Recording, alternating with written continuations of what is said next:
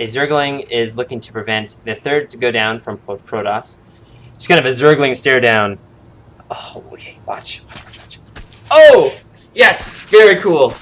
Zerg players, put your Zerglings at the expansions for your enemy, because things like that happen. You know, if you willy-nilly put a probe, like, oh, and I'll build a Nexus here in a few minutes. That one Zergling can make a difference. That's very cool. I guess we can see earlier in the cast I said, well, how could one Zergling make a difference? Well, there you go. One Zergling can make a difference. Okay, now we're moving out. And I'd like to see this expansion go down anyway, because we have 400 minerals. Ace is moving out, though, trying to destroy... Does he have an observer? Yeah, he does have an observer, so he's able to destroy these creep tumors. Very obnoxious if you're Zerg. Meanwhile, we have, looks like, Corruptors coming. The direct counter to the Colossus. Looks like Protoss is still ahead, 53 to 49. And so he's ahead in the probe count, but Zerg does have 3 expansions up, so I think that if we look at the money, this spending, no, not spending, and the income, Zerg, they're about even. The reason why they're even actually is they're about even is because there are 3 bases up for Zerg. And here comes in the counter at the front of Zerg's base, statue going down. These Zealots being sacrificed to Ire. My brothers. Colossus running away because they see the Corruptor. Now, those Corruptors weren't there. This Protoss army would be a lot more scary. And meanwhile, we have Overlords preventing... Oh, I love how these Overlords are just preventing... If you look at the mini-map here, we're going to just keep the view centered on this camera while this fight goes on.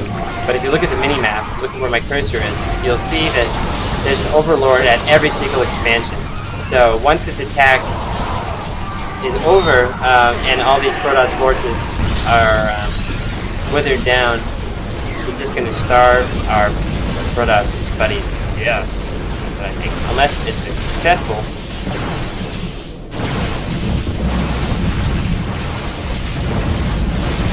Spine Crawler's doing a good job of warding away these Stalkers. You can't just walk in when there are a bunch of Spine Crawlers there, but they are down now, and the Corruptors does take out the last Colossus. Just a bunch of Stalkers, but Zerglings are pretty good at surrounding Stalkers, but there are just so many. I think... I actually looked at this time, like, is he gonna win? And then I looked at the time, I'm like, oh yeah, he's gonna win. And Templar is showing up. Templar are good at feedbacking Corruptors before they have Sidestorm. But they do have Sidestorm too. No, they don't. They just have feedback. And good game from MysticPrime. So that was very cool. I think that it all came down to the harassment at the beginning. The Protoss was able to take an early lead and was able to hold off that lead very well by putting up his expansion, and really got his second expansion up and running before Zerg. Now, I would like to say that if this attack here, this big push that happened at around 10 to 15 minutes mark, had failed, then Zerg would have been in a great position because he had 3 expansions, and they're speaking Korean. I don't know what this says. Sorry.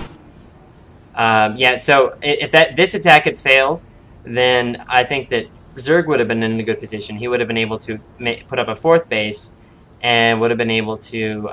He was containing Protoss, who was able to build a couple of cannons and take out that Overlord. But still, good play from both players, and thank you, Blizzard, for making these changes and fixes. I was a High Templar at one time, and then I was demoted, and then I was captured. And I live in an orbital command. Oh, I miss you, Protoss. I miss being a High Templar. I miss being able to just, like, storm people. I wonder if Blizzard got that from, you know, High Templar can storm electricity. I wonder if they got that from Star Wars, because, you know, the Emperor Palpatine, he can storm too. This has been a Galaxy Cast. Thanks for tuning in. Cheers.